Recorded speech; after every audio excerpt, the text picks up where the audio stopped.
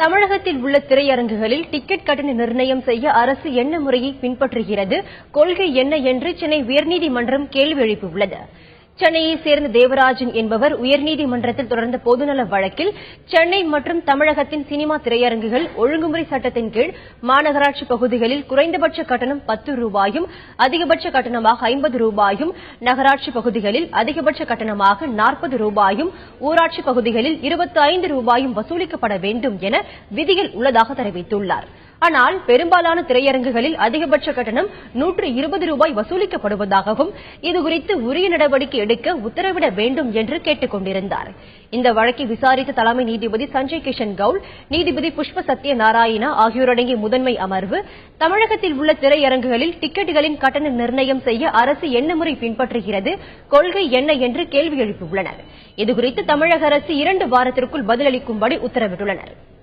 தமிழக அரசு entertainment tax சொல்லி ஒரு சட்டம் ஏற்றிருக்காங்க. அதில் எல்லா திரையரங்கும் விதிகள் மீறப்பட்டிருக்கு. இந்த விதிகள் மீறுவது குறித்து நான் சென்னை உயர்நீதிமன்ற வழக்கு தொடர்ந்துள்ள அந்த வழக்கு விசாரணை இன்று தலைமை நீதிபதி முன்பு வெளிவந்தது.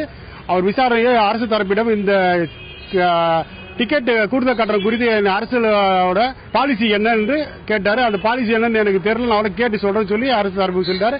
இது குறித்து 2 வாரம் டைம் கேட்டிருக்காரு அரசு தரப்பில்.